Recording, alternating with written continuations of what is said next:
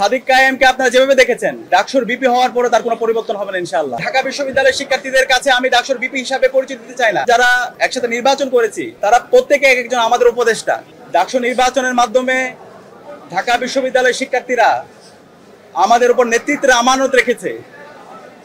আমরা দৃঢ়কণ্ঠে বলতে চাই, ডাকসু নির্বাচনে ঢাকা বিশ্ববিদ্যালয়ের শিক্ষার্থীরা সাদিক কায়েম, এস এম ফরহাদ, মহিউদ্দিন খান সহ ঐক্যবদ্ধ শিক্ষার্থী জোটের আমাদের প্যানেলের উপর যে আমানত রেখেছে, আমরা সেই আমানতের যথাযথ হক আদায় করবো ইনশাআল্লাহ। আমরা কথা দিচ্ছি, আমাদের শিক্ষার্থীদের যে স্বপ্নের ক্যাম্পাস, সেই স্বপ্নের ক্যাম্পাস বিনির্মাণ না হওয়ার আগ পর্যন্ত আমরা থামবো না। আমরা আমাদের লড়াই চালিয়ে যাবো ইনশাআল্লাহ। আমি ডাকসুর ভিপি হিসাবে আপনাদেরকে আমি পরিচয় দিতে চাই না। ঢাকা বিশ্ববিদ্যালয়ের শিক্ষার্থীদের কাছে আমি ডাকসুর ভিপি হিসাবে পরিচয় দিতে চাই না। আমি একজন, আমার বোনের একজন ভাই হিসাবে আমাকে পরিচয় দিতে চাই। আমার একজন ছোট ভাইয়ের বড় ভাই হিসাবে আমি পরিচয় দিতে চাই। আমার একজন বড় ভাইয়ের স্নেহের ছোট ভাই হিসাবে পরিচয় দিতে চাই।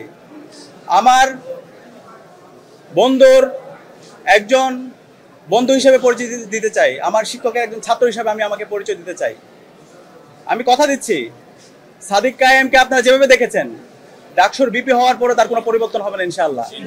শিক্ষার্থীদের যে কোনো সমস্যা, ব্যক্তিগত সমস্যা, পারিবারিক সমস্যা, ক্যাম্পাসের বাইরে যে কোনো সমস্যায় তার পরিবার যেভাবে পাশে থাকে, আমরা ইনশাআল্লাহ কথা দিচ্ছি ঢাকা বিশ্ববিদ্যালয়ের প্রতি শিক্ষার্থীর পাশে আমরা আমাদের সবটুকু দিয়ে পাশে থাকবো ইনশাআল্লাহ।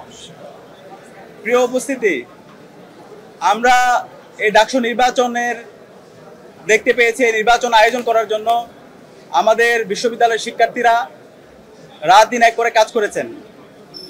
আমাদের শহীদদের আত্মত্যাগের মাধ্যমে আজকে এই ডাকসু নির্বাচন অনুষ্ঠিত হয়েছে এবং এই নির্বাচন সফল করার জন্য আমাদের নারী শিক্ষার্থী যারা আছে তাদের অগ্রণী ভূমিকা ছিল। কি বুঝলেন ভাই? অনলি যেটাই চাই। এবং জুলাই বিপ্লবে আমাদের বোনদের আমরা অগ্রণী ভূমিকা দেখতে পেয়েছি, তারা আমাদেরকে সাহস জুগিয়েছে। আমরা আমাদের এই ক্যাম্পাসকে সবার জন্য একটা নিরাপদ ক্যাম্পাস হিসাবে বিনির্মাণ করার আমরা প্রতিজ্ঞা করছি। একই সাথে আমাদের এই ঢাকা বিশ্ববিদ্যালয়ের যে ধর্মের, যে পথের, যে মতের, যে আদর্শের লোক না হোক না কেন, আমরা সবাই একসাথে কাজ করব। আমরা এই ঢাকা বিশ্ববিদ্যালয়কে একটা মাল্টিকালচারাল ইনস্টিটিউট হিসাবে আমরা বিনির্মাণ করব এবং আমাদের প্রতিজ্ঞা, আমাদের এই ঢাকা বিশ্ববিদ্যালয়কে আমরা একটি পূর্ণাঙ্গ একাডেমিক ইনস্টিটিউট হিসাবে আমরা পরিণত করব। একজন বিশ্ববিদ্যালয় শিক্ষার্থী প্রথম বর্ষ থেকে তার চমৎকার একাডেমিক এনভায়রনমেন্ট এখানে পাবে, গবেষণার পরিবেশ থাকবে, তার আবাসন নিয়ে ভাবতে হবে না, তার খাদ্যের নিরাপত্তা থাকবে, স্বাস্থ্যের নিরাপত্তা থাকবে এবং আমাদের নারীদের জন্য একটা নিরাপদ ক্যাম্পাস হিসেবে আমরা গড়ে তুলব। আমরা সবার কাছে দোয়া চাচ্ছি। সারা দেশের মানুষ আমাদের জন্য দোয়া করেছেন, আমাদেরকে পরামর্শ দিয়েছেন, বিশ্ববিদ্যালয়ের শিক্ষার্থীরা আমাদেরকে পরামর্শ দিয়েছেন। আমরা কথা দিচ্ছি, শিক্ষার্থীদের যে আকাঙ্ক্ষা তাদের সেটাই আমাদের আকাঙ্ক্ষা, শিক্ষার্থীদের ভয়েসে আমাদের ভয়েস, শিক্ষার্থীদের প্রত্যাশায় আমাদের প্রত্যাশা। আমরা আমাদের এই ক্যাম্পাসকে স্বপ্নের ক্যাম্পাস বিনির্মাণ না হওয়ার আগ পর্যন্ত আমরা আমাদের লড়াই চালিয়ে যাবো ইনশাআল্লাহ। একই সাথে এই ডাকসু নির্বাচনে আমাদের অনেক সহযোদ্ধারা ছিল, আমরা তাদেরকে সহযোদ্ধা হিসেবে বলতে চাই, কারণ জুলাই আন্দোলনে এখানে যারা প্রার্থী ছিল আমরা সবাই সহযোদ্ধা ছিলাম। আমাদের সহযোদ্ধারা তাদের যে ইস্তেহারগুলো ছিল, আমরা সবাই একসাথে কাজ করতে চাই। এখানে আমাদের সাথে যারা একসাথে নির্বাচন করেছি তারা প্রত্যেকে এক একজন আমাদের উপদেষ্টা। আমরা আশা করব তারা আমাদেরকে যে কোনো বিষয়ে পরামর্শ দিবে, আমাদেরকে গাইড করবে, আমাদের যে কোনো ভুল বিষয়, যে কোনো সিদ্ধান্তে তারা আমাদেরকে ধরিয়ে দিবে।